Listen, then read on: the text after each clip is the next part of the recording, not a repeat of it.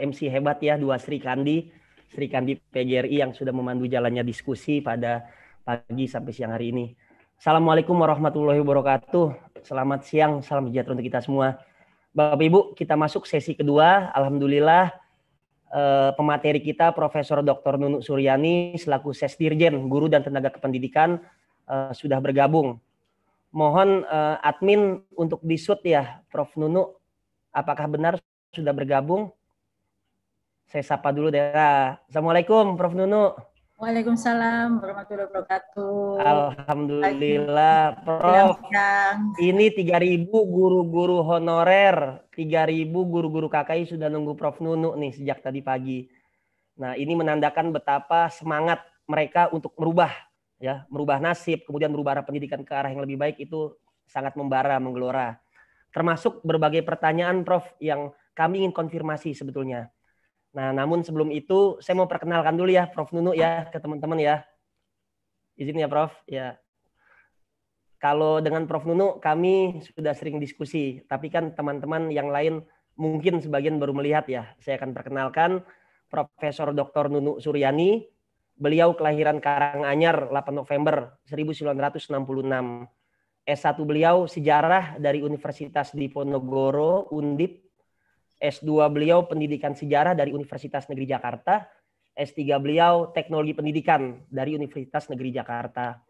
Sebelum menjabat Sekretaris Dirjen Guru dan Tenaga Kependidikan, Prof. Nunuk juga adalah kepala Lembaga Pengembangan dan Pemberdayaan Kepala Sekolah dan Pengawas Sekolah. Dan juga beliau guru besar Universitas Negeri 11 Maret. Nah, insya Allah nanti dari Prof. Nunuk kita akan mendengarkan pemaparan terkait dengan kebijakan P3K, Prof, terutama dari Kemendikbud. Tadi juga dengar Prof. Nunuk rapat ya dengan Komisi 10 ya. Mungkin bisa dibocorkan, Prof. Siapa tahu ada informasi yang berpihak kepada teman-teman guru honorer untuk mereka bisa memperoleh masa depan yang lebih baik. Untuk sesi pertama silakan Prof. Nunuk memberikan pandangan, menyampaikan bahan pemaparan terutama terkait dengan kebijakan seleksi P3K. Kepadanya dipersilahkan. Terima kasih Mas Sumeldiansyah, masih muda maka saya panggil Mas. Ya meskipun dia sudah orang hebat di PGRI dan juga di Kepresiden ya, Presiden Asosiasi Guru Sejarah Indonesia. Saya ikut bangga ya sesama alumni sejarah atau sesama orang yang menggeluti bidang sejarah.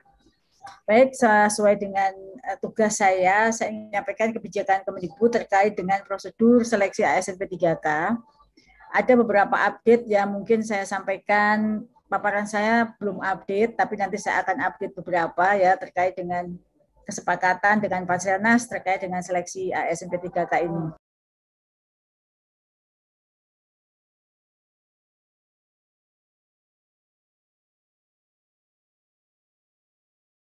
Maaf kalau hari masih di mute, Prof. Iya, kalau hari Sabtu ini hari anak, jadi biasanya anak saya pengganggu. Baik, saya akan papar ya tentang yang tadi ya, yang tadi tidak ada kaitannya dengan seleksi ASN P3K karena sepertinya untuk seleksi ini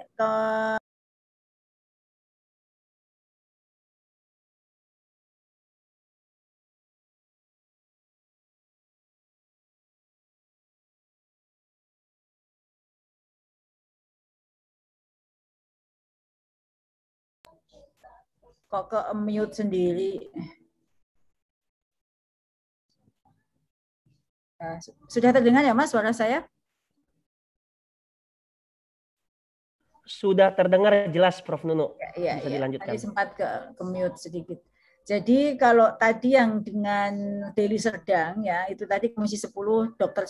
Sofiantan anggota Komisi 10 yang tadi bersama beliau dengan Kabupaten Deli Serdang itu bicara tentang ini PTM terbatas sesuai dengan virtual background saya. Tadi dia menyiapkan untuk PTM terbatas yang sebentar lagi akan dilakukan. Mereka belajar tentang bagaimana menyiapkan pembelajaran campuran atau blended learning. Baik, ini saya akan mulai secara cepat saja karena ini mungkin sudah seringkali teman-teman mendengarkan dan saya akan menyampaikan update saja di sana sini ya. Dan paparan saya juga sudah beredar ke seluruh penjuru terkait dengan kebijakan prosedur seleksi guru ASN ketiga ini. Ini kaitannya dengan 1 juta, tetapi kebutuhan kita sebenarnya 1 juta ya Bapak Ibu. 1 juta ini Bapak Ibu yang guru honorer yang 1 juta itu berarti guru honorer negeri dan swasta ya.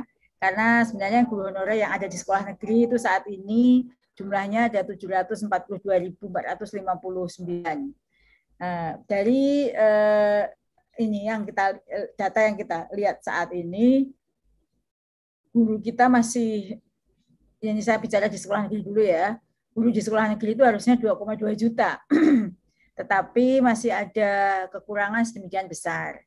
Dan hasil hitung-hitungannya dari data ini, hasil hitung-hitungan kita ini kalau sudah sampai tahun 2021, ini harusnya 1.090.000 kebutuhan guru. Ya, jadi kalau untuk kita mau memulai penataan guru, tata kelola guru yang baik, ya dimulai dari bolong-bolong yang sekarang ada ini diselesaikan dulu, atau pekerjaan yang kurang-kurang sekarang diselesaikan, yaitu memenuhi seluruh kekurangan guru dulu. Baru kita bisa bicara tentang tata kelola atau kualitas yang baik. Sejauh ini belum terpenuhi, kami berpikir tata kelola yang baik, peningkatan kualitas baik pembelajaran maupun kualitas kesejahteraan tidak akan tercapai.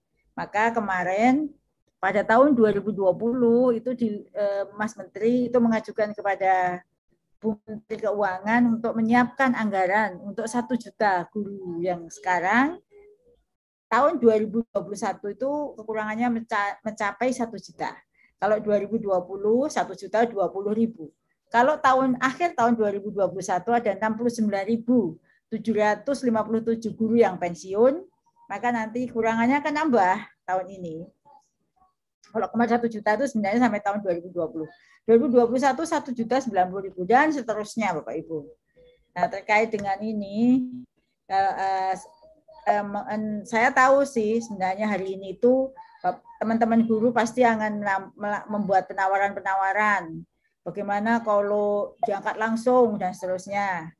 Sebelum itu kita diskusi tentang hal itu, ini saya Bapak Ibu yang saya cintai, kita lihat dulu standar guru. Ya, standar guru itu yang sebenarnya kalau dalam Undang-Undang 14 guru dan dosen itu guru itu memang disebut guru profesional, itu yang memiliki kualifikasi akademik, kompetensi, sertifikat pendidik dan seterusnya.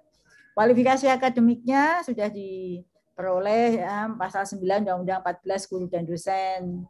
Nah, kompetensi itu ditunjukkan dengan dilihat apakah Bapak Ibu ini kompeten menjadi guru. Jadi ada standar-standar ya, standar pendidikan guru yang sekarang sedang direvisi, dalam proses revisi, namun untuk beberapa hal ini masih ada. Oleh karena itu, selain itu ada Undang-Undang ASN bahwa mengangkat ASN itu harus melalui seleksi. Dan pelaksana seleksinya itu bukan hanya Kemendikbud. Kalau Kemendikbud itu Bapak Ibu yang saya cintai itu hanya menghitung kebutuhannya, ya, menghitung kebutuhan gurunya. Sedangkan mengangkat, kemudian penempatan, seleksinya itu Panselnas atau Panitia Seleksi Nasional yang terdiri dari berbagai lintas kementerian. Ada Kemendikbud, Kemenkyu, Kemenpan-RB, BKN, sistemnya ada uji oleh BPPT, oleh BSSN. Jadi itu yang terlibat ya. Jadi tidak ada sentuhan hal lain atau hanya benar-benar kebijakan Kemendikbud tidak ada. Kemendikbud hanya ngitung nih, aku butuh 1 juta nih, terus minta uang. Kalau nggak ada uangnya, daerah nggak akan mungkin ngangkat, maka mintalah uang kepada Menkyu. Lalu setelah minta uang itu baru disiapkanlah di dalam Undang-Undang APBN anggaran untuk gajinya. Nah, Bapak Ibu yang saya cintai dan saya banggakan semuanya pejuang-pejuang pendidikan yang sudah mendedikasikan usianya untuk pendidikan kita. Mari kita bersama lihat, guru bukan PNS di sekolah negeri. Datanya seperti ini loh Bapak Ibu. Dari seluruh yang tadi angka saya paparkan di slide sebelumnya, 437.000-nya atau 59%-nya itu umurnya di atas 35, ya, di atas 35. Sehingga karena separohnya, lebih dari separuh itu di atas 35, maka menurut hemat seluruh Panselnas atau sebenarnya kalau untuk ini itu menurut hemat Kemendikbud, seleksi ASN P3K itu adalah yang paling tepat dan berpihak pada guru-guru honorer di sekolah negeri yang umurnya separuh lebih itu sudah di atas 35.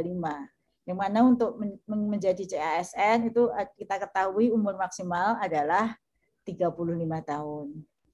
Nah, harapannya keberpihakan itu dapat dilihat dari nanti berhak mendapatkan penilaian kinerja, penggajian dan tunjangan khusus, tunjangan melekatnya, berhak pengembangan kompetensi, dan berhak mendapatkan penghargaan. Bahkan nanti berhak menjadi guru penggerak. Sekarang kita lagi desain nanti bisa juga menjadi kepala sekolah penggerak. Jadi sudah dirancang sedemikian rupa. Nah, bagi guru-guru yang telah lulus menjadi guru P3K 2021 dan ternyata umurnya di bawah 35 tahun, maka tetap dapat melamar formasi CPNS dengan cara mengundurkan diri karena tidak boleh double jadi ASN.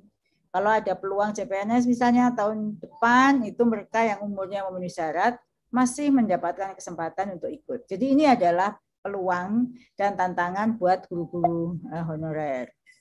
Nah, ini lihat Bapak Ibu yang saya cintai, peta kebutuhan guru di sekolah negeri seperti ini.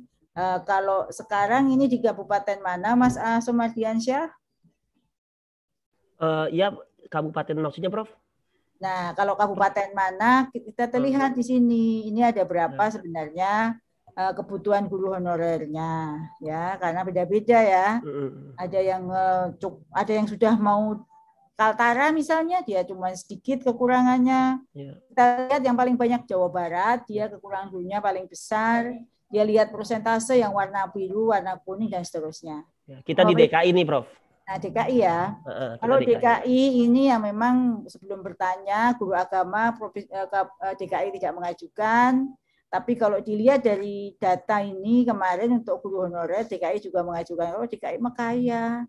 Jadi kalau nggak pun diangkat guru honorer, guru ASN P3K, DKI juga ini kekurangannya 18.335 untuk DKI. Pun menjadi honorer daerah itu cukup sejahtera. Bapak Ibu yang saya cintai, dari data yang tadi kita miliki, ini kita lihat kita punya anggarannya, jadi ada undang-undang ya. Tidak hanya mengajukan kebutuhan saja, Mas Menteri mengajukan penganggarannya, karena selama ini hanya diserahkan ke daerah, daerah tidak akan mengusulkan karena DAU atau APBD-nya tidak cukup.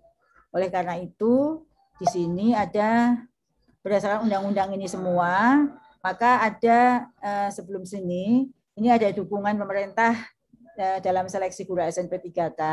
Ini ada Undang-Undang Nomor 9 Tahun 2020 tentang anggaran pendapatan belanja negara, di mana di situ disebut disediakan dana melalui transfer DTU dan DTU itu jumlahnya 19,3 triliun, termasuk di dalamnya untuk gaji-gaji guru P3K mempertimbangkan hasil seleksi penerimaan dan pengangkatan guru P3K, dan anggaran itu di-earmark. Memang di sini 25% itu adalah pemulihan ekonomi, tapi daerah bisa memberikan skala prioritas mana yang paling penting pada saat ini. Karena untuk anggaran gaji P3K itu sudah ditandai, kalau tidak untuk gaji P3K tidak bisa cair. Dan sekarang posisinya ada di DAU daerah masing-masing. Dia terkait dengan penggajian, Bapak Ibu, di sini juga ada surat edaran DJPK bagi daerah Dinas Pendidikan yang hadir saat ini. Di dalam surat edaran, karena ngomong penggajian itu sebenarnya yang paling berhak menjawab itu adalah Kemenkeu, Direktorat Jenderal Perimbangan Keuangan Daerah. Di sini disebut bahwa terkait dengan rencana pengangkatan guru ASN P3K itu sudah dijelaskan. Ada di dalam DAU melalui DTU dan sudah disediakan sesuai dengan jumlah guru-guru yang diangkat, sehingga silahkan langsung segera mengangkat. Itu perintah dari informasi dari DJPK kepada Dinas Pendidikan Kabupaten Kota. Nah, kalau kita lihat di sini, Bapak Ibu, sebentar ini kok ini ya, ini sudah ada seperti ini. Nah, Bapak Ibu yang saya hormati, lalu lini masanya bagaimana? ini ada perubahan ya. Mulai dari sini saya ingin menyampaikan beberapa perubahan. Perubahannya adalah kalau di sini pendaftarannya itu belum dibuka ya Bapak Ibu. Pendaftaran itu kalau kemarin di tanggal 31 Mei ini ada perubahan pendaftaran, ada pengunduran sampai pertengahan Juni ya, 2 minggu setelah Mei nanti akan diinformasikan oleh BKN. Jadi pendaftarannya melalui SSC ASN BKN. Jadi ya belum 31 Mei ini, nanti silakan akan diumumkan oleh daerah masing-masing, termasuk jumlah formasi di daerahnya, dan pendaftaran baru akan dibuka pertengahan Juni. Setelah itu Agustus itu akan ada seleksi pertama, yang siapa yang bisa ikut seleksi pertama itu adalah guru-guru negeri di sekolah, guru-guru sekolah negeri. Nah, jika misalnya guru honorer di sekolah itu tidak ada formasi di sekolahnya. Misalnya DKI tidak mengajukan formasi guru matematika untuk SMP 1, sementara saat ini jadi DKI tidak mengajukan formasi untuk guru matematika SMP 1. Nah, padahal di situ ada guru honorer guru matematika, maka guru matematika tersebut bisa memilih formasi di sekolah lain. Khusus jadi ujian pertama ini khusus untuk guru honorer di sekolah negeri. Jadi kalaupun di sekolahnya tidak dibuka formasi, sementara di sekolah itu ada guru honorernya, maka bisa memilih di sekolah lain. Jika yang bersangkutan sudah diberi kesempatan milih di sekolah lain, tetapi tidak lulus ya, tetapi dia masuk passing grade, itu bisa diperhitungkan di seleksi berikutnya. Jadi seleksi berikutnya, harapannya nanti setelah Agustus ini, rankingan, pengumuman, masa sanggah, pemberkasan, dan lain sebagainya, itu selesai di sini, di bulan September. Lalu nanti Oktober itu adalah ujian seleksi kesempatan kedua. Bagi yang tidak lulus di seleksi kesempatan 1, bisa ikut di seleksi kesempatan kedua. Siapa yang boleh ikut di seleksi kesempatan kedua? Seluruhnya. Guru honorer negeri dan swasta, guru honorer di sekolah swasta, termasuk lulusan PPG yang belum mengajar, itu boleh ikut seleksi di tahap kedua. Kemudian baru nanti pada yang kedua itu November nanti pengangkatan, pemberkasan dan lain sebagainya, baru yang tidak lulus itu masuk bisa ikut di seleksi tahap ketiga. Jadi masih ada 3 kali seleksi. Kalau berdasarkan perhitungan kita, itu 540.000 jumlah, termasuk di dalamnya adalah guru agama, itu kira-kira kalau akhir tahun itu bakalan terangkat semua. Gitu. Kalau melihat peluang dan tantangan dan kesempatan, karena dari sisi substansi ujian pun kita sesuaikan dengan kemampuan, ya tidak sama dengan seleksi kompetensi teknis CASN. Jadi kita memang sesuaikan dengan kita sedikit turunkan, dan Bapak Ibu juga mendapatkan kesempatan untuk belajar dengan portal yang sudah disediakan, yaitu Guru Belajar dan Berbagi seri seleksi guru SNP 3K. Itu kita hitung-hitungan sedikit sekali yang tidak terwadahi lah, karena kesempatannya banyak, tetapi formasinya tidak sebesar yang diharapkan. Bapak Ibu yang saya cintai, ini tentang lini masa. Nah, lini masanya sudah jelas ya, sudah dicatat Bapak Ibu, sudah ada update sedikit. Lalu bagaimana jumlahnya, formasinya. Jadi Bapak Ibu kalau untuk DKI, kita lihat di sini, DKI itu jumlah usulannya agak sedikit ada update. Mungkin di sini kalau ada dari BKD atau Dinas Pendidikan yang hadir, mungkin bisa melihat. Ini adalah usulan DKI, itu 13.274, sedangkan masih ada sisa kuota, kuotanya masih ada sisa harusnya, itu 3.293. Jadi kalau 1 juta tadi itu harusnya ya 13.000 plus 3.229, itu baru bisa 1 juta ya. Karena rata-rata ini daerah itu mengusulkan, seluruh Indonesia itu tidak mengusulkan sebesar kebutuhan. Kita lihat nih makin ke bawah nih. Ini data yang pertama, lalu dikoreksi oleh GTK karena sesuai dengan kebutuhan. itu ada drop sekitar 56.000 atau 57.000, sehingga total jumlah usulan itu adalah 523. Dan ini baru 57% dari semua total usulannya, Bapak Ibu. Contoh Riau. Riau itu kebutuhannya besar sekali, tapi dia ngasih informasi hanya 6.400. Ini ada sisa kuota sebesar ini, dan seterusnya. Kalau di rata-rata semua kekurangan ini, maka ada 42%, 42,2% daerah tidak mengajukan formasi. Jadi ingat Bapak Ibu sudah tahu ya, bukan GTK tidak menghitung, tapi daerah berdasarkan berbagai pertimbangan tidak memenuhi seluruh kuota yang dibutuhkan. Lalu Bapak Ibu yang sekarang kita kalau lihat grafiknya ini, meskipun 0,5 juta ini buat BKN, buat yang lain itu sungguh kerja yang luar biasa, karena kalau kita lihat nih tahun-tahun sebelumnya itu prestasi paling tinggi 2019 itu hanya 90.000. ASN itu udah luar biasa itu, LPPK SPS dipakai, semua gedung dipakai. Ini 500, ini 0,5 juta lebih. Kami sedang sangat banyak sibuk untuk menyiapkan semua hal yang diperlukan untuk TUK, proktor, panitia untuk mengerjakan PR besar ini, Bapak Ibu, karena jumlahnya 0,5 juta lebih. Lalu untuk guru agama ini sudah ada ya, guru agama 20.421 itu bukan usulan baru, tetapi adalah daerah-daerah yang sudah mengusulkan, yang saat itu pertama kali itu tidak dihitung karena usulan berdasarkan peraturan Menteri Agama yang bisa mengusulkan untuk tata kelola guru itu diatur oleh PMA, oleh Menteri Agama. Namun kemarin karena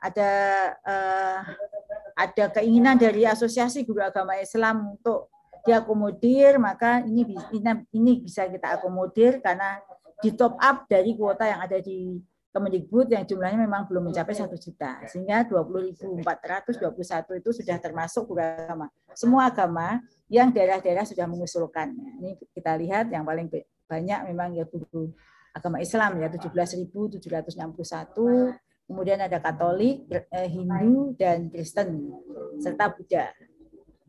Bapak Ibu, ini ada yang perlu Bapak Ibu ketahui, ini adalah prosedurnya ya Bapak Ibu. Nanti jika sudah diumumkan oleh BKN dan disusul oleh BKD yang akan mengusulkan, menginformasikan kepada Bapak Ibu guru honorer, maka nanti Bapak Ibu guru honorer yang sekarang sudah memvalidasi, sudah ada linearitasnya sudah diperhitungkan semua, misalnya guru bahasa daerah bisa masuk seni budaya, guru bimbingan konseling itu atau bidang-bidang tertentu bisa memilih guru bimbingan konseling, yang bisa milih IPA atau IPS guru mana saja sudah selesai linearitas dan sudah verbal, misalnya wah saya nggak verbal tuh apakah saya bisa ikut? Masih bisa ikut. Tapi mungkin jika Bapak Ibu ini lulusan lama yang belum terdata, ya mungkin akan sulit mencari karena kami kemarin mendata ijazah Bapak Ibu semua. Nanti prosedurnya Bapak Ibu semua akan mendaftar di sistemnya BKN atau SSCN, sistem CASN-nya BKN. Data yang dibutuhkan adalah NIK, nomor induk kepegawaian, nanti akan sinkron dengan Dukcapil, akan diverifikasi oleh database di Kemendikbud. Verifikasinya adalah secara sistem. Apa NIK nanti untuk dapat NUPTK dicocokkan dengan data yang ada di BKD. Bapak Ibu tidak ngupload lagi karena kami sudah punya database-nya. Setelah itu nanti akan memilih apa itu di sistem itu akan memilih mapel apa dan lain sebagainya sesuai dengan linearitas yang bisa yang Bapak Ibu miliki. Baru nanti ada seleksi ASN P3K melalui UNBK-nya Kemendikbud. Jadi kalau sistem pendaftarannya melalui SSCN BKN, seleksinya melalui UNBK Kemendikbud, tidak melalui sistem yang lain. Jadi memang ini baru satu-satunya seleksi ASN yang dikerjakan secara tesnya oleh Kemendikbud sendiri. Biasanya dikerjakan oleh Panselnas. Diperhatikan ya untuk linearitas, kualifikasi S1 D4-nya, jenis sertifikasinya, jadi nanti yang disebut dengan linear itu antara jenis sertifikasi dengan kualifikasinya. dan formasi mata pelajaran. Setelah itu Bapak Ibu, ini ada beberapa informasi yang Bapak Ibu ketahui, kira-kira seperti itu. Kalau misalnya pendaftaran yang dibuka untuk sekolah-sekolah di daerah yang mengajukan formasi. Bagi pendaftar daerah lain yang tidak mengajukan formasi, misalnya kan ada tuh 19 daerah yang tidak mengajukan formasi. Setelah kita cek lagi 3 daerah yang tidak mengajukan formasi sama sekali, padahal mereka punya guru honorer, tetap bisa mengikuti ujian, tapi baru bisa gabung setelah seleksi kedua, gitu ya. Nah ini contoh beberapa peraturannya. Kalau Bapak Ibu yang tadi saya sebut, yang tersedia di sekolah yang mengajar, maka dia hanya bersaing dengan dirinya sendiri. Jika yang guru Bapak Ibu itu mengajar di 2 sekolah atau lebih, maka didaftarkan dari sekolah induk. Jika tidak tersedia di formasi tempat Bapak Ibu mengajar, maka dapat mendapat di sekolah lain. Tapi setelah sekolah lain itu tidak ada guru honorernya yang ada di sekolah tersebut. Jadi jangan khawatir Bapak Ibu yang sekarang di sekolah negeri hanya bersaing dengan diri sendiri, berjuang untuk mencapai passing grade. Ini untuk penyandang disabilitas sudah ada kesepakatan dengan Panselnas. Sedangkan ini ada sedikit update Bapak Ibu semuanya untuk untuk tesnya adalah kompetensi teknis saja Bapak Ibu. Tidak ada seleksi SKD, hanya seleksi kompetensi bidang saja. Untuk yang mereka yang sudah memiliki sertifikat pendidik, maka nilainya di 100, tetapi tetap harus mengikuti tes ini. Harus mengikuti, maksud saya tetap masuk, kerjakan dengan sungguh-sungguh, meskipun punya sertifikat pendidik. Kemudian, meskipun diakui 100% bagi yang punya sertifikat pendidik, harus lulus untuk ini manajerial, sosiokultural, dan harus lulus passing grade untuk yang lainnya. Nah, kemudian afirmasi yang lain, ujian seleksi pertama tadi itu afirmasi, hanya guru honorer di sekolah negeri masing-masing. Kedua dan ketiga terbuka untuk semua guru honorer dan lulusan PPG. Bonus poin ini ada perubahan sedikit, yaitu 35 tahun. 35 tahun dan ini bonus poinnya ada perubahan enggak ya kemarin? 70, masih 15%. Dan penyandang disabilitas itu mendapat bonus poin 10%. Saya cek dulu apakah ada perubahan. Kemudian peserta yang sudah memiliki sertifikat pendidik mendapatkan nilai penuh pada tes kompetensi bidang. Ya.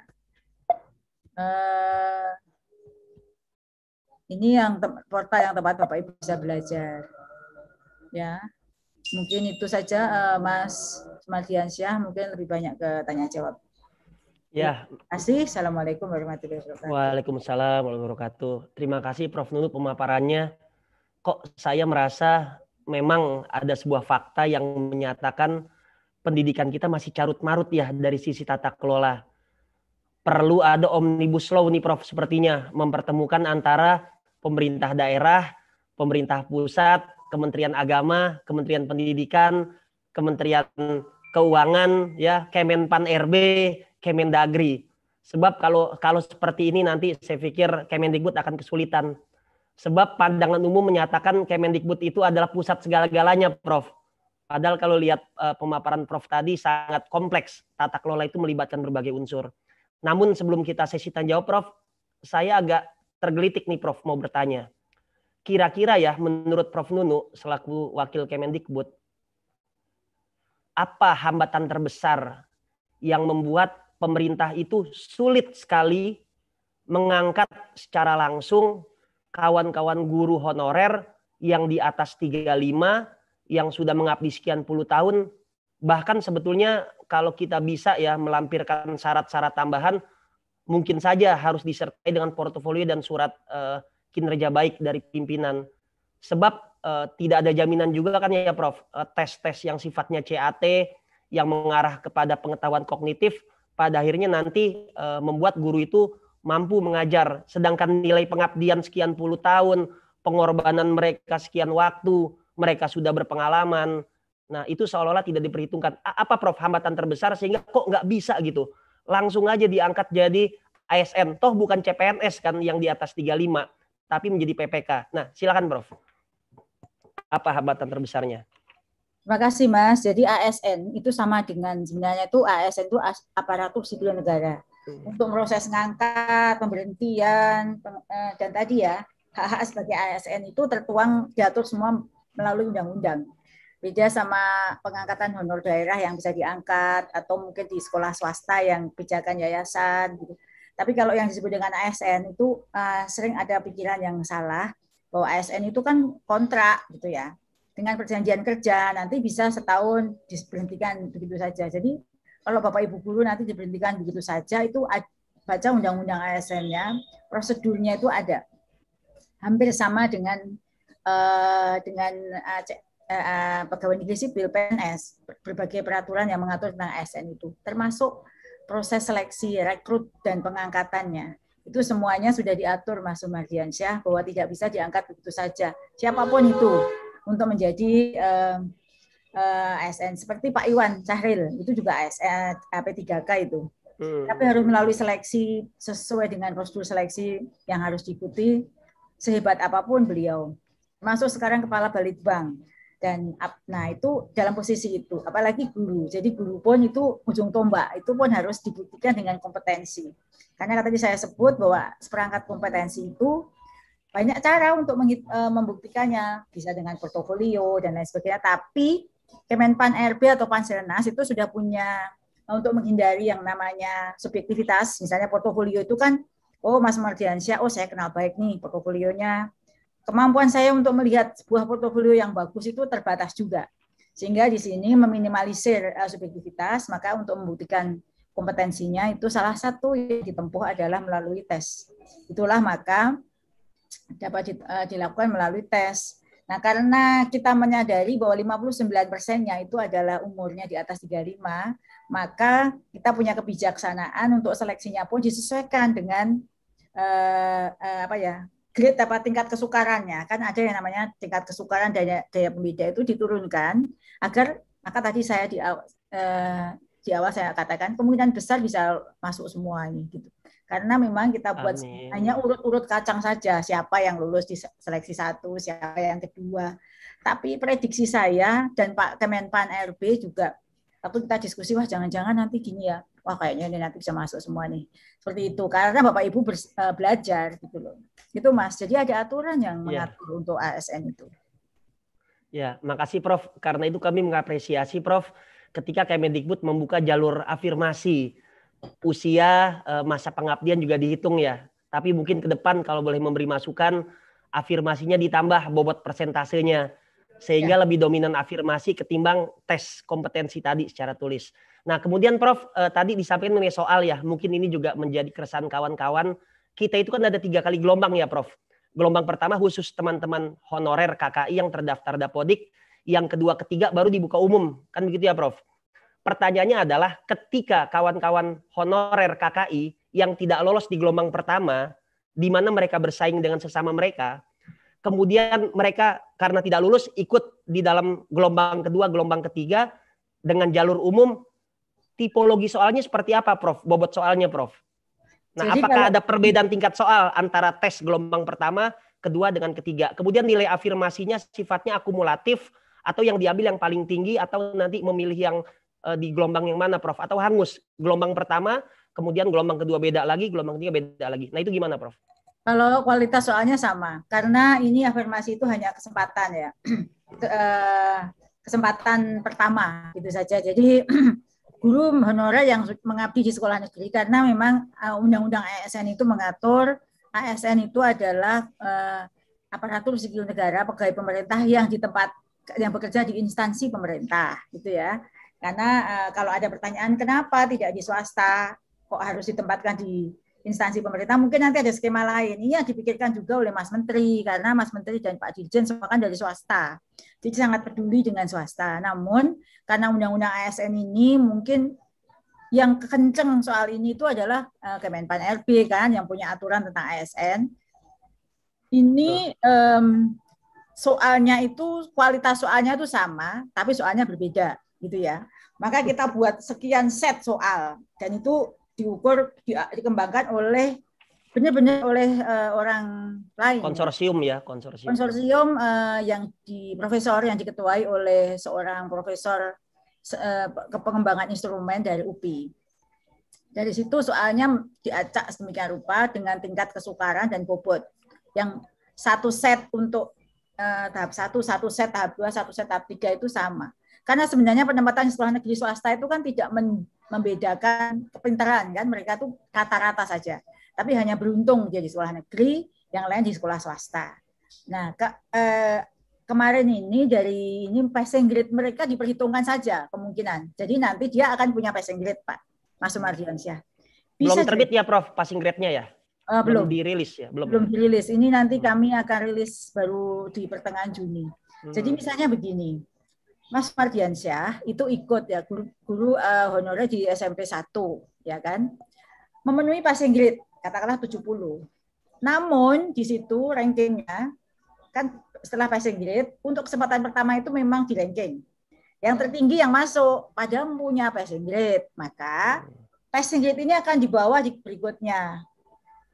Bisa ikut, bisa tidak tes. Karena kalau yakin, oh aku tinggi kok, nggak usah ikut. Tapi kalau misalnya saya pengen nyoba lagi, passing grade-nya itu akan dipertimbangkan yang paling tinggi. Jadi akan diperhitungkan lagi. Jadi jangan khawatir Bapak Ibu, ikut saja lagi. Nanti kalau misalnya di situ kemarin itu lagi ngeper, masih grogi dengan sistemnya, masuk angin, malamnya begadang. Lah sekarang untuk ujian 2 lebih siap, ikut saja. Nanti kalau passing grade yang diperoleh lebih tinggi itu yang dipakai. Gitu Mas. Seperti itu. Dan itu ya, kualitas soalnya tuh sama. Sama ya. Baik. Memang hikmahnya adalah ini memotivasi kawan-kawan agar belajar ya, bertumbuh kepada diri sendiri dan optimis. Kalau memang kita punya kualitas, kita punya kompetensi, ya tentu Allah akan memberikan hasil sesuai dengan proses, sesuai dengan apa yang kita miliki. Nah sekarang gini Prof, pertanyaan berikutnya Prof. Saya jadi agak berpikir liar juga Prof. Di satu sisi saya mendoakan agar kawan-kawan lulus semua, kemudian bisa masuk gerbong ASN ya, terutama yang di atas 35. Tapi muncul juga kekhawatiran Prof, bagaimana seandainya ternyata PPK ini gagal menyerap. PPK ini gagal menyerap jumlah 1 juta guru. Sebab kan sekarang aja kita lihat kuotanya masih setengah.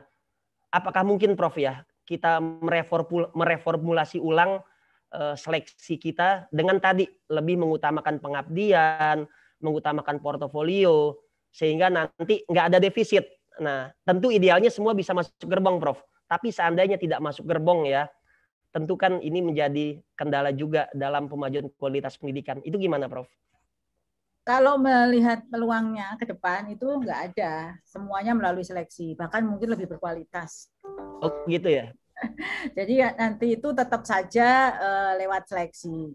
Jadi ada kemungkinan dibuka lagi tahap kedua karena kami dari sisi anggaran, kayak saya ini untuk anggaran 2022 masih meminta anggaran untuk seleksi guru ASN P3K yang selisih yang sekarang belum ada.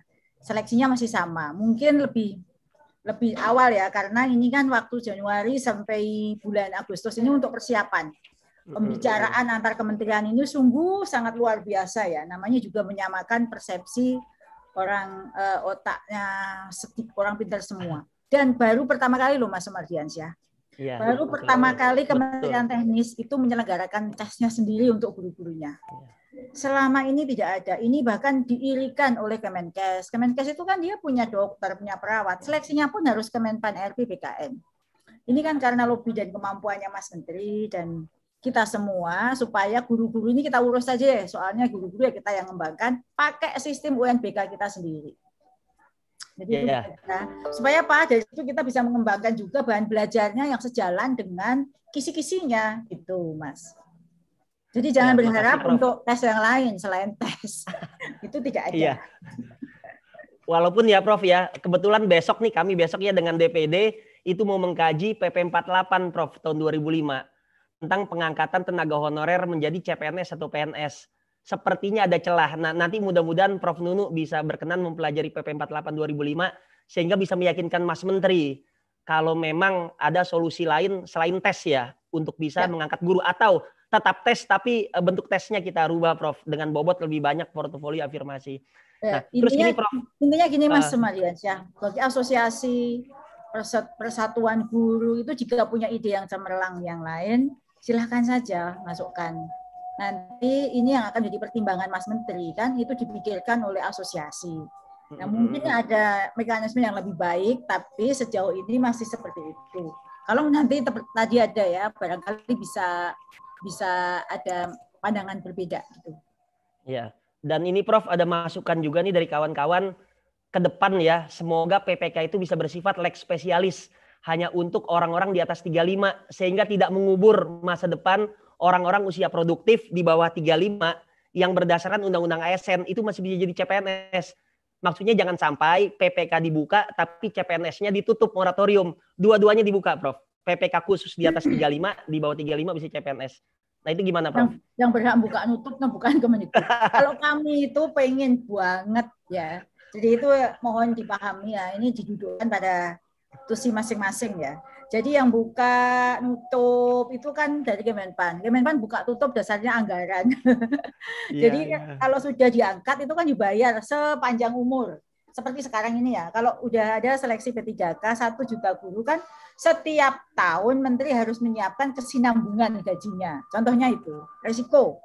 Nah, maka yang kalau kita ingin, Kemendikbud itu inginnya ya sekarang 1 juta itu pokoknya selesaikan dulu. Bilang nanti kita punya desain baru, Mas.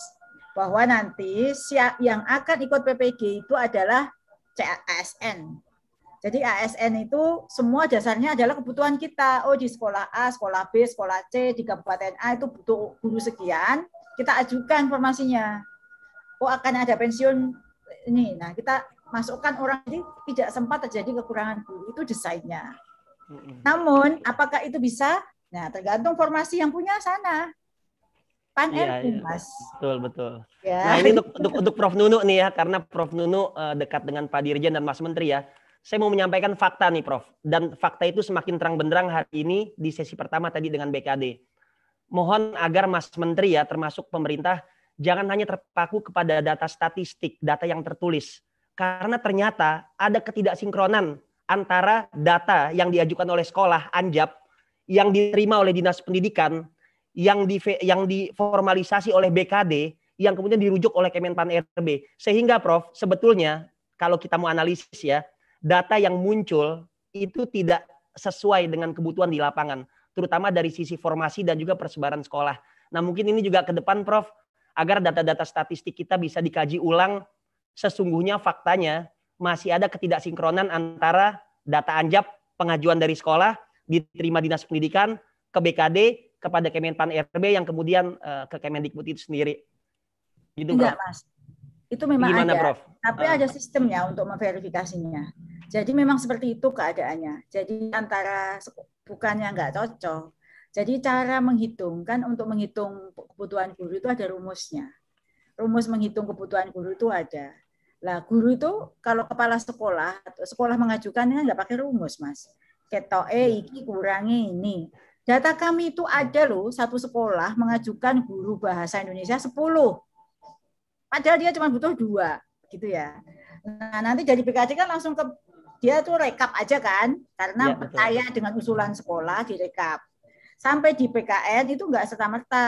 Maka kalau ada 580 usulan itu yang memverifikasi Kemendikbud.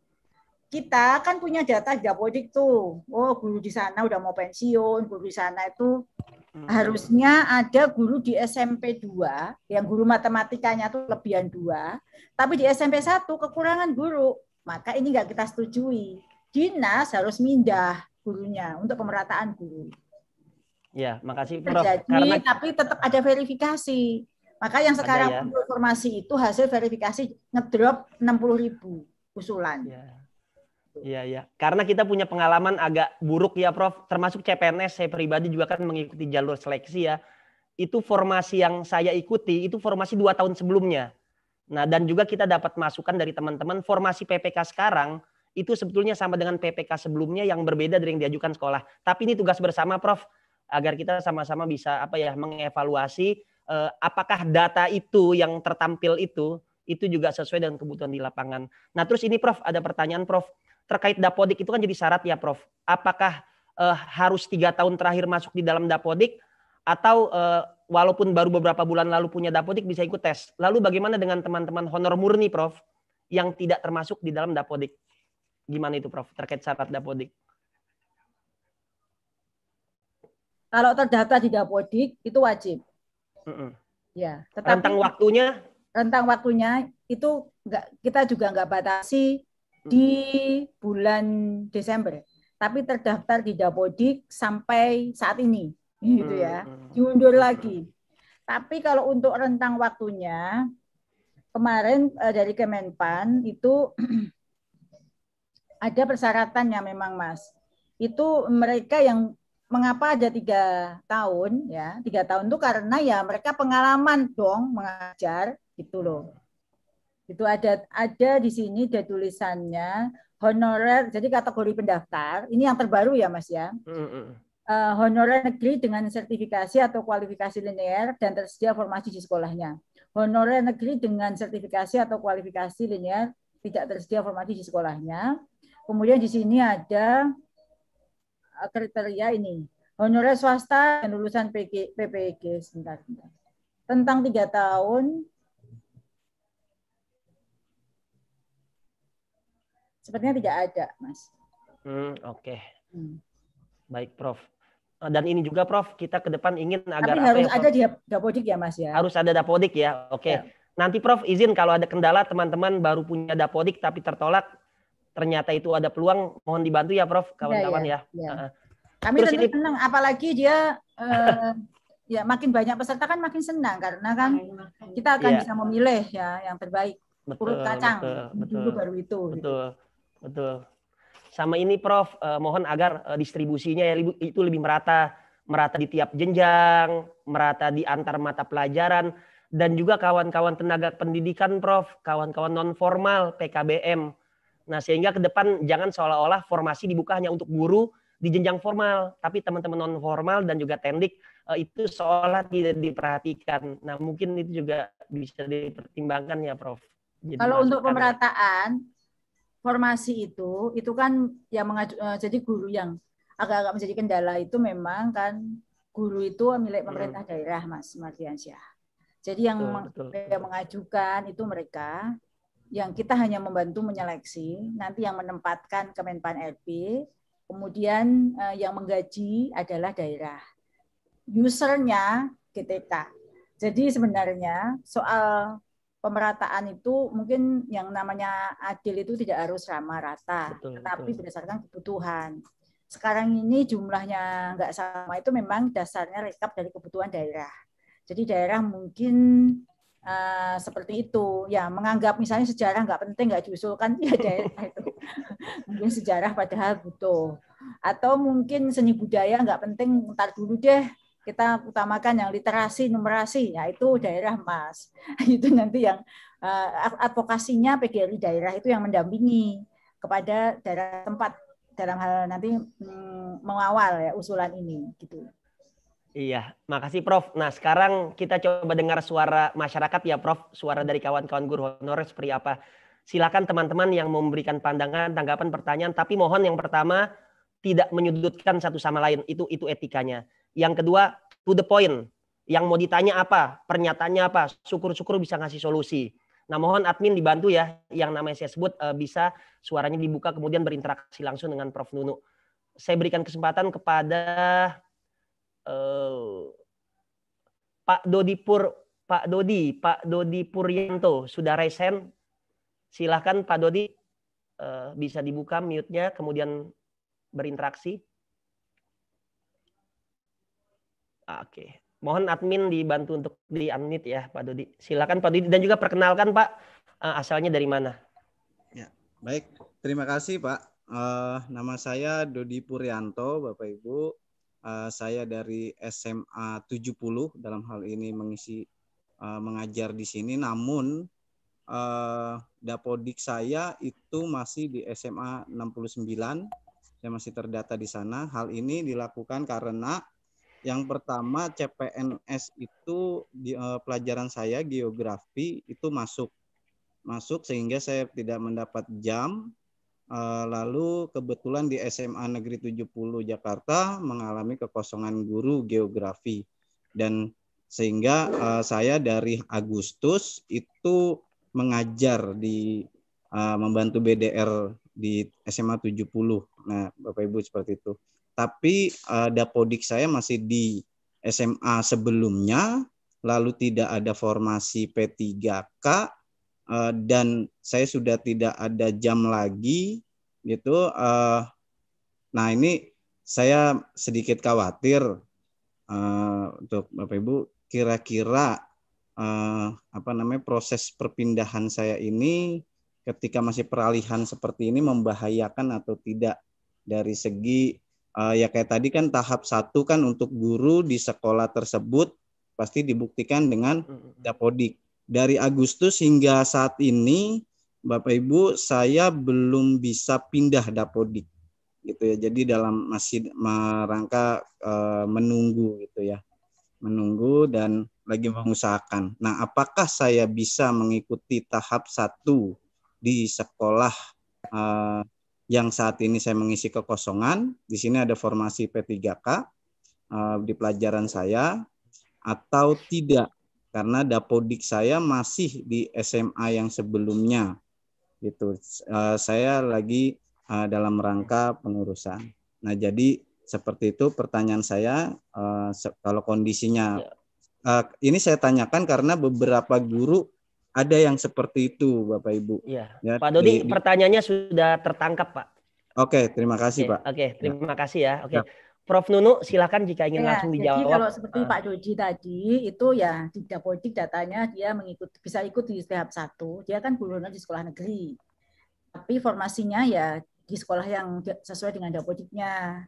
Kalau di dapodiknya tidak ada formasi, Pak Dodi bisa milih formasi yang sekarang dipakai. Dengan catatan itu nanti akan banyak yang milih di situ. Nanti akan di ranking skornya. Tapi yang pasti bisa ikut di tahap 1. Kalau di sekolahnya data kan kita BKN itu dasarnya adalah data yang ada. Kalau misalnya prakteknya itu beda dengan yang terdaftar di dapodik mana, yang diikuti adalah data. Jadi kalau data di SMK 1 misalnya, di SMK 1 tidak ada formasi, ya Pak Dodi bisa daftar, milih di formasi lain, di sekolah lain. Di sekolah lain yang ada tidak ada gurunya di situ. Ya. Maksudnya apa ya, Mas? Ya. Ya, Prof Nunu. Jadi bisa ya, yang penting masuk di dapodik. Nah, nanti tinggal dilihat aja, betul, data dapodiknya kemana, apakah sudah mutasi ketika pindah atau masih menggunakan yang lama. Nah, gitu Mas Dodi ya.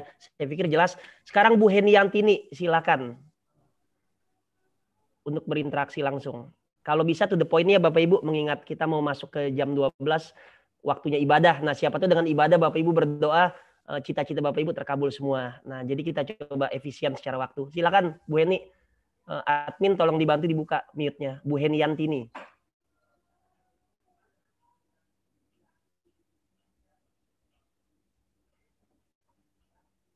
Sudah, Ibu masih di mute itu. Ibu Heniantini yang sudah raise hand itu mohon dibantu. Masih di mute. Oke, sudah, silakan Ibu, to the point ya, ringkas. Terima kasih Pak Sumardi. Assalamualaikum warahmatullahi wabarakatuh. Terima kasih atas kesempatan yang diberikan. Saya menyimak apa yang dipaparkan dari awal pagi tadi. Terima kasih Prof Nunu. Kebetulan saya juga latar belakangnya sejarah. Harapan besar kami kalau menyimak dari tahap pertama adalah untuk guru KKI.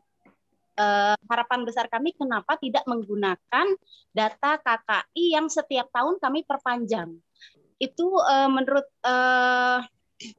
kami itu lebih valid dan tidak ada KKI yang masuk dan sudah sesuai dengan anggaran. Itu kami pertanyakan. Dan untuk sejarah sendiri nih Ibu Nunu, untuk saya di sekolah SMA 30 itu tidak ada formasi. Sementara saya melihat formasi lain itu hanya ada satu di sekolah SMA dan sisanya itu SMK. Itu formasinya hanya 32. Kemana saya akan, apalagi nanti misalnya di tahap 1 saya tidak bisa lamar di sekolah saya. Tahap kedua mungkin nanti akan bersaing dengan sekolah lain. Cuman formasinya itu hanya sedikit, hanya 32. Bagaimana kami menyikapi hal tersebut, terutama untuk guru-guru sejarah. Terima kasih Mas Umar, Prof. Ya. Nunu. Terima kasih Bu Heni. Silakan Prof untuk ditanggapi Prof. Kenapa nggak pakai data KKI aja yang sudah ada kan? Data KKI itu kontrak kerja individu ya pada sekolah negeri. Nah itu betul. Jadi kontrak kerja individu di sekolah negeri. Kalau data yang dimiliki secara nasional itu ya data di Dapodik Pak, Bu. Data KKI itu kontrak kerja antara individu dengan dinas pendidikan atau PPK setempat. Saya nggak tahu ya, karena apakah di semua daerah itu tertib untuk mengupdate data KKI-nya, apakah seperti itu? Nah itu kan bermasalah juga jika ternyata ada daerah, kalau kita gunakan data itu, yang data yang paling tepat itu ya data Dapodik, kemudian data Dapodik itu dasarnya adalah NIK. NIK itu berarti ya akan bisa digunakan oleh orang lain selain yang bersangkutan. Data Dapodik itu Bapak Ibu juga diupdate kok setiap 1 semester. Jadi setiap semester itu diupdate. Nah, yang bisa mengupdate juga yang bersangkutan. Misalnya tadi kasus yang pertama itu yang bersangkutan yang harus segera memproses untuk pemindahannya. Karena yang paling tahu adalah yang bersangkutan. Jadi itu jawabannya. Itu sepakat data sekarang ada dengan BKN dan dengan Kemendikbud itu ada perjanjian namanya satu data. Satu data itu ya dalam Dapodik kita itu data satu-satunya pendidikan yang dipakai oleh seluruh kementerian yang lain jika mau ngomongin guru. Mau ngasih sumbangan apa guru, data Dapodik, mau ngasih kuota, data Dapodik itu yang paling update Bapak Ibu. Lalu kalau kasus yang tadi ya, misalnya di kesempatan 1 itu ibu bisa mendaftar di sekolah lain. Ya, sekolah lain nanti direbut itu perebutan. Nah, nanti kesempatan 2 masih bisa lintas sekolah. Ya, misalnya di DKI itu ada berapa kabupaten, Pemkot, Provinsi DKI, masih di lingkungan kabupaten itu. Seleksi ketiga, lintas kabupaten dalam satu provinsi. Jadi ada kesempatan Bu, kalau misalnya di kesempatan 1, 2 tidak berhasil, kesempatan ketiga itu bahkan boleh lintas kabupaten dalam satu provinsi. Jadi provinsi DKI itu bisa lintas mana. Misalnya provinsi Sumatera Barat bisa kabupaten mana saja. Itu kebijakan terakhir kemarin untuk memberi kesempatan pada orang-orang yang hebat itu untuk mengisi daerah lain yang memang ternyata tidak diajukan formasinya. Ada formasi tidak ada gurunya gitu loh. Itu supaya terisi oleh Bapak Ibu guru. Itu Mas. Ya, makasih Prof. Nah, tadi saya lihat Bu Rati Suwarti cukup konsisten nih resen. Saya berikan kesempatan, Ibu silakan Bu Rati Suwarti untuk berinteraksi ya, untuk bertanya ataupun memberikan pandangan. Mohon dibantu ya kawan-kawan admin Bu Rati Suwarti. Masih di mute Ibu.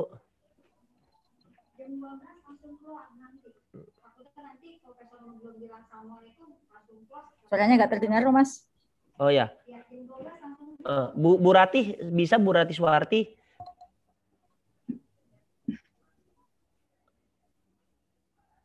Nggak bisa, oke.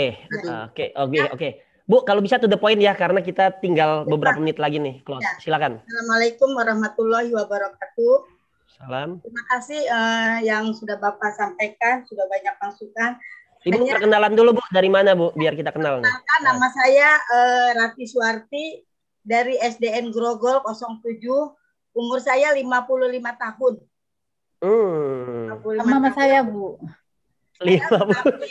Dari tahun 86 di sekolah swasta, terus tahun 2009 mengabdi di SD negeri. Pertanyaan saya hanya satu, bagaimana nasib saya sebagai guru KKI yang sudah umurnya 55 tahun dengan adanya mengikuti tes seperti itu tiba-tiba tidak lolos. Ya, saya sih tetap berusaha untuk belajar. Tapi bila tidak lolos, nanti nasib saya seperti gimana? Itu aja Pak. Ya, terima kasih Bu Rati sudah tertangkap. Waalaikumsalam. Ini Prof, suara dari beberapa kawan kita yang sudah mengabdi sekian lama, yang 5 tahun lagi pensiun. Monggo Prof, berikan pandangan Prof. Sekaligus konklusi ya Prof, sekaligus closing statement. Silakan. Ya, terima kasih Mas Sumardiansyah. Jadi kalau kemarin itu ada pembicaraan di Komisi 10. Jadi menentukan nasib guru ini kan bukan hanya Kemendikbud. Kalau kita tuh inginnya semuanya 1.600.000 sebenarnya seluruh guru honorer negeri di sekolah negeri dan swasta itu 1 jutanya itu terisi dengan 600 di sekolah swasta kan, yang sekolah swasta yang bagus-bagus kan mampu memberikan honor yang cukup, atau di daerah yang bagus seperti DKI itu mampu memberikan honor untuk hondanya yang baik. Nah, harapannya Bu, tidak ada yang sulit dari tes itu, hanya belajar di kira-kira seperti apa sih UNBK itu ya Ibu, ikut aja Guru Belajar Berbagi seri ASNP 3K. Sistemnya kira-kira seperti Ibu, untuk latihan sistemnya itu Ibu berlatih di situ, masih banyak kesempatan untuk ikut. Cobalah modul itu sampai lulus dan bisa mengukur diri sendiri kira-kira Ibu lulus apa enggak. Belajar pertama enggak lulus, nanti mengulang kedua agak lulus. Pas yang grade-nya lewat, ketiga naik. Nah, itu harapannya seperti itu, Bu. Nah, kami ada kesempatan 3 kali itu mengingat seperti Ibu ini, yang umurnya di atas 55 atau di atas 35 lah. Antara 35 sama 55 itu beti lah, beda-beda tipis ya. Sama-sama baby boomers ya, generasi kitanya Bu ya, sama satu generasi. Ya, semoga Ibu lulus, tapi jika tidak ya. Jika tidak, itu kemarin ini yang ngomong Komisi 10 loh ya. Komisi 10 itu kemarin ngomong, bagaimana ya nasib guru yang sudah dites 3 kali tetap nggak lulus. Ini saya belum bisa mengatakan mau kemana. Harapannya masih ada kesempatan di tes yang berikutnya. Tapi sudah ada kemarin itu Komisi 10 Bu Hetifah itu mengatakan nanti akan diangkat sebagai tendik. Ke struktural ya Prof berarti ya? Ya, tendik gitu. Tendiknya itu ada yang tendik yang bisa ASNP 3K itu apa? Itu ada perpresnya nomor 48 tahun 2020. Seperti itu. Jadi nanti kira-kira seperti itu, Bu. Ya. Harapannya ke sana, tetap akan diperhatikan, tapi kemana arahnya itu sedang kita cari solusi. Tidak mungkin langsung sia-siakan begitu saja ya, Bu. Ibu kan sudah mengabdi cukup lama. Kira-kira akan kemana, yang penting guru-guru ini ada penghargaannya. DPR juga pasti memikirkan, apalagi PGRI yang wadah guru itu akan memikirkan. Sampai Ibu disia-siakan, pasti akan digeruduk nih ke Mendikbud ini. Dan terakhir ya Bapak Ibu, sekali lagi ini tadi substansi yang kita diskusikan. Saya setiap saat ngomongin ini tidak bosan-bosannya ya, Bapak Ibu guru honorer itu selalu mencari tahu terkait dengan seleksi yang akan datang. Saya berharap Bapak Ibu belajar dengan baik, karena yang bisa menolong Bapak Ibu untuk lolos hanya Bapak Ibu sendiri. PGRI sebagai wadah itu hanya memberikan advokasi, perjuangannya PGRI sudah selesai karena dengan diterimanya berbagai afirmasi dan ada seleksi ASNP 3K untuk guru honorer, itu termasuk perjuangan PGRI. Dan wadah Bapak Ibu Menaung ini sudah selesai perjuangannya. Memperjuangkan sampai seleksi bisa diadakan seleksi ini pun itu perjuangan PGRI juga. Perjuangan mereka sudah selesai, memberikan latihan pembelajaran. Sekarang tinggal Bapak Ibu yang berjuang untuk Bapak Ibu sendiri. Jangan berharap pada orang lain, apalagi pada asosiasi yang sudah memberikan jalan, membukakan jalan demikian sampai ada keputusan 1 juta guru itu tidak mudah. Nah, sudah ada kesempatan ini. Bapak Ibu, sudah berapa tahun Bapak Ibu mengabdi? Baru kali ini ada seleksi ASNP 3K. Itu artinya perjuangan kita sudah mencapai hasil. Jangan sia-siakan kesempatan ini untuk belajar. Jangan berharap belas kasihan dari siapapun. Hanya Bapak Ibu yang bisa menolong Bapak Ibu sendiri. Dan saya yakin Bapak Ibu pasti bisa. Itu aja Mas Mobiansyah. Terima kasih Prof Nunu. Kita beri aplaus untuk Prof Nunu. Semoga Prof selalu sehat ya Prof dan senantiasa mendampingi kami, berpihak kepada kepentingan kami. Bapak Ibu honorer KKI, ini bisa menjadi momentum kita untuk bersatu, minimal KKI honorer di DKI Jakarta. Melalui PGRI kita sama-sama berkumpul. Jadi nanti perjuangannya nggak parsial. Jangan-jangan kita itu gagal merubah keadaan karena kita sendiri masih tercerai-berai. Ini jadi momentum, ini bukan seremoni. Kami pastikan di PGRI akan selalu berpihak dan berjuang untuk kepentingan teman-teman khususnya honorer dan KKI. Bahkan untuk kepentingan guru pada umumnya demi sebesar-besarnya kemajuan dunia pendidikan. Saya selaku moderator bersama Prof Nunu dan keluarga besar PGRI DKI Jakarta, mohon maaf jika kegiatan hari ini ada banyak kendala, masih banyak pertanyaan yang belum terjawab, tapi setidaknya momentumnya, keberpihakannya bisa dirasakan oleh kawan-kawan sekalian. Tuhan menentukan segala sesuatu. Karena itu mari kita berdoa yang akan dipimpin oleh Mas Tubagus. agar cita-cita kita, harapan kita, keinginan kita dijabah oleh Allah Tuhan yang Maha Kuasa. Sehebat apapun manusia, kalau nggak ada kekuatan Tuhan mustahil, Bapak Ibu. Nah, jadi kita coba mendekatkan diri kita kepada Tuhan, bahwasanya dialah yang menentukan segala sesuatu. Mas Tubagus sudah siap untuk membacakan doa untuk kawan-kawan semua agar bisa lancar dan lulus dalam P3K. Mas Tubagus dari PGRI Jakarta. Oke lah, baik Bapak Ibu. Kalau gitu saya yang pimpin ya Bapak Ibu. Mari kita bersama membaca Al-Fatihah, dan untuk yang umat beragama lain bisa menyesuaikan sesuai dengan agama dan keyakinannya. Semoga doa ini didengar oleh Allah, oleh Tuhan yang Maha Kuasa. Teman-teman dimudahkan seleksinya, hasilnya berpihak kepada kita. Ke depan nggak ada lagi deh pembicaraan kalau ada guru mengeluh, saya belum sejahtera, saya belum terlindungi, saya nggak dapat penghargaan. Ke depan kita nggak mau lagi dengar kalimat-kalimat negatif tentang guru. Dan Kemendikbud melalui Prof. Nunu setidaknya sudah berupaya. Nah, selebihnya nanti kita akan doakan semoga semuanya lancar. Ila hadratin Nabil Mustafa Muhammad. Al-Fatihah. A'udzubillahi minasyaitonirrajim. Bismillahirrahmanirrahim. Alhamdulillahirabbil alamin. Arrahmanirrahim. Maliki yaumiddin. Iyyaka na'budu wa iyyaka nasta'in. Ihdinas siratal mustaqim. Shiratal ladzina an'amta 'alaihim ghairil maghdubi 'alaihim waladdallin. Amin. Terima kasih Bapak Ibu, saya selaku moderator, mohon maaf jika ada yang kurang berkenan. Nanti kita coba bikin grup Telegram ya. Nanti juga kalau ada sesuatu juga kita punya akses ke Prof. Nunu, jadi enak tektokannya. Sekali lagi ini semua demi kepentingan teman-teman, demi kepentingan guru, demi sebesar-besarnya pemajuan dunia pendidikan. Prof. Nunu, makasih kesekian kalinya, walaupun mendadak, kita minta bantuan selalu bersedia. Luar biasa. Semoga deh Prof. Nunu bisa jadi dirjen atau Mendikbud ya. Biar amin. Kita enak nanti kalau ngasih masukannya kan gitu. Amin, amin, ya. Amin. Amin ya robbal alamin. Demikian diskusi kita pada siang hari ini. Semoga Allah selalu meridhoi langkah kita semua. Billahi taufiq wal hidayah. Wassalamualaikum warahmatullahi wabarakatuh. Saya kembalikan kepada pembawa acara. Terima kasih semuanya.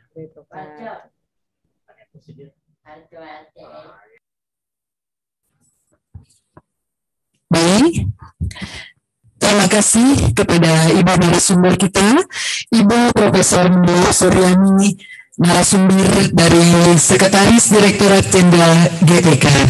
Semoga paparan yang diberikan akan menambah cakrawala dan menambah wawasan bagi kita semua.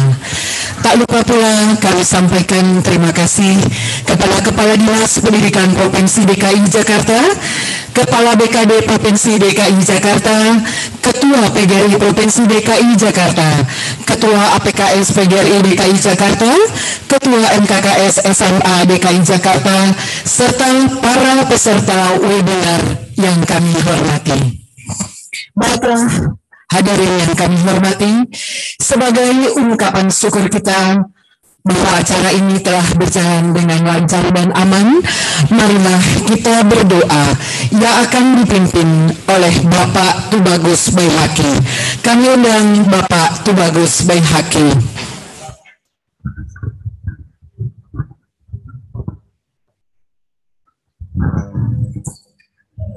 Bismillahirrahmanirrahim. Assalamualaikum warahmatullahi wabarakatuh.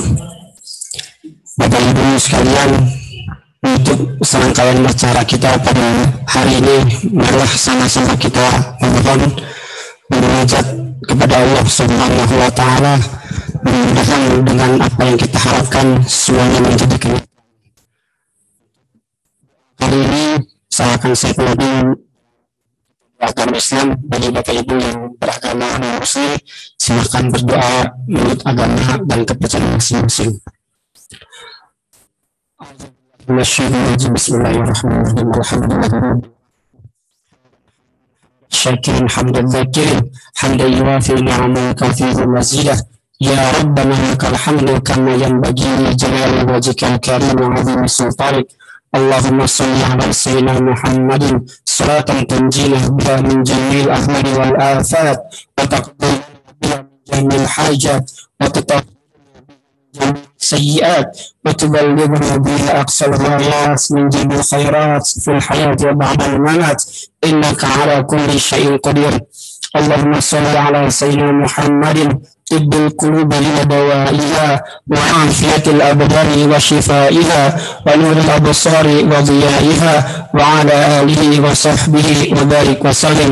اللهم صل على سيدنا محمد الفاتح لما أغلق والخاتم لما سبق ناصر الحق بالحق والهادي إلى صراطك المستقيم وعلى آله حق قدر ومقداره العظيم. اللهم صل على سيدنا محمد من بها زيارة شرفك وشرفي لا إله إلا أنت سبحانك إنا كنا من الظالمين. لا إله إلا الله الحليم الكريم سبحان رب العرش العظيم الحمد لله رب العالمين. نسألك موجبات رحمتك وعزائم مغفرتك والغنيمة من كل بر والسلامة من كل اسم. اللهم لا تدع لنا ذنبا إلا غفرته ولا هما إلا فرجته ولا حاجة إلا قضيتها يا رب العالمين. Ya Allah, ya Tuhan kami, pada hari ini kami bermunajat kepadamu dengan mengangkat kedua tangan kami dengan harapan-harapan kami, yaitu luruskanlah kami menjadi P3K dan menjadi abdi negara yang amanah dan penuh tanggung jawab.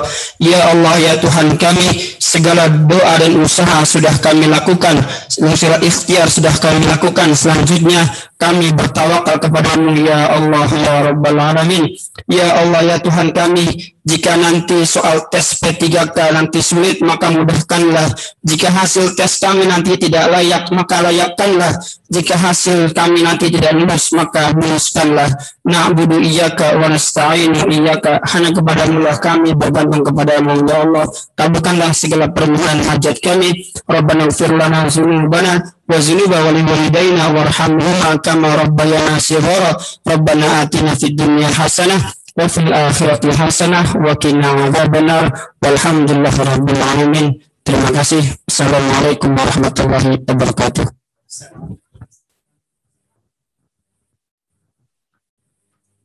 Kasih kepada Bapak Terbagus, semoga doa kita dikabulkan oleh Allah Subhanahu wa Ta'ala. Amin ya rabbal alamin. Bapak Ibu yang berbahagia, demikianlah acara webinar PGRI APKS DKI Jakarta pada hari ini. Semoga acara webinar ini bermanfaat dan memberikan pencerahan untuk kita semua. Bunga dedap di atas para, anak dusun pasang pelita. Kalau tersilap tutur bicara, jemari disusun maaf dipenta.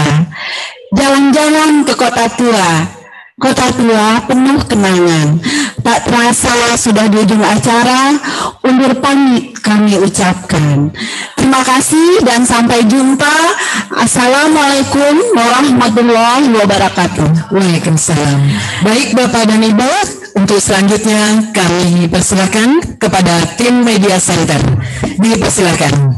Sampai jumpa pada acara berikutnya.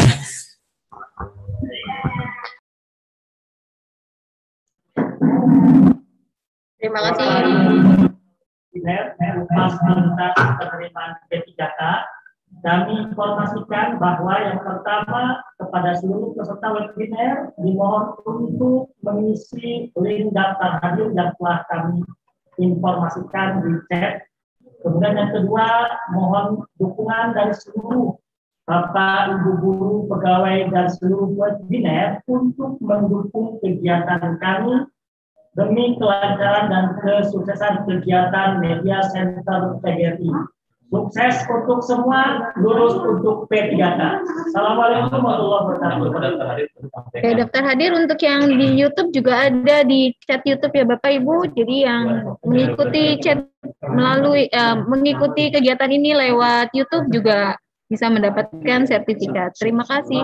Jangan lupa subscribe untuk kegiatan absen hari ini ditunggu dari pukul 12 sampai 12.30 dan akan terkirim langsung ke alamat email Bapak Ibu semua. Sekali lagi kepada Bapak Ibu dimohon untuk mengisi link daftar hadir yang telah kami berikan informasi di chat. Yang kedua, batas waktu pengisian link daftar hadir mulai pukul 12 sampai dengan 12.30. Sertifikat kehadiran webinar Bapak Ibu akan kami kirimkan langsung ke alamat email Bapak Ibu semua. Kiranya cukup sekian. Assalamualaikum warahmatullahi wabarakatuh. Terima kasih. Jangan lupa subscribe YouTube channel PGRI DKI. Terima kasih. Sukses semuanya.